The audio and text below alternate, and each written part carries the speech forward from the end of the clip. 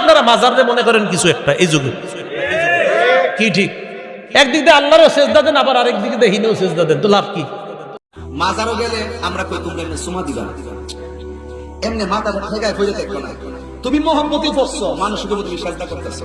ভালো একটা কাজ করতে গিয়ে যদি বদনাম হয়ে যায়, আর হারাম একটা কাজ যদি মানুষ হারাম মনে করে, এটা গোপন হইল। ছাগল কোথাকার? মাজার যে চুমা দেওয়া হারাম, মাজারে মস্তক নত করা শিরক। অবাদান আপনার কদমে আমাদের সালাম। গৌসুল আজম মেজবান্ডারি কেবলা কাবার, এই ছেলেগুলো ওই সামনে পরীক্ষা আপনার কাছে দরখাস্ত দেওয়ার জন্য আপনার কাছে এসেছে। ভুল ত্রুটি মার্জনা করে তাদেরকে একটু কামিয়াবি করিও। وإذ قال لقمان لابنه وهو يعظه يا بني لا تشرك بالله إن الشرك لظلم عظيم। শিরক হলো মাজারগুলিতে গিয়ে মনের আশা আকাঙ্ক্ষা সেখানে বলা, এটি হচ্ছে শিরক।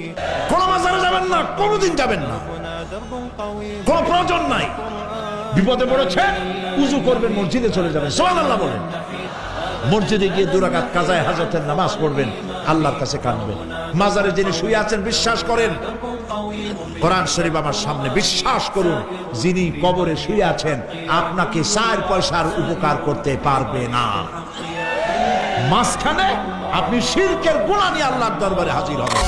কেউ ফিরে না খালি হাতে, খাজা তোমার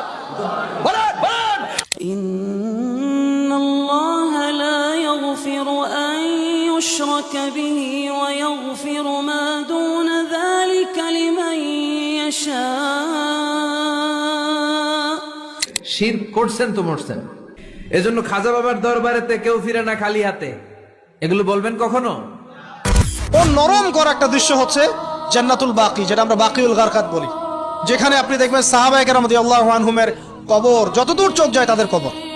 কবরের কোনো মাজার নাই, সেখানে কোনো তাওয়াফ হচ্ছে না কবরকে কেন্দ্র করে, সেখানে কবরে কেউ ফুল চড়াচ্ছে না, একটা ছোট্ট পাথর দেখা যায়, খেলার কিছু না। পৃথিবীর সবচেয়ে শ্রেষ্ঠ মানুষগুলো সেখানে শুয়ে আছেন। তো দেখুন প্রিয় ভাইরা, অবশ্যই ওলি আউলিয়াদের কবর জিয়ারত করবে, কিন্তু মৃত ব্যক্তি আপনার কল্যাণ করতে পারবে? অকল্যাণ করতে পারবে?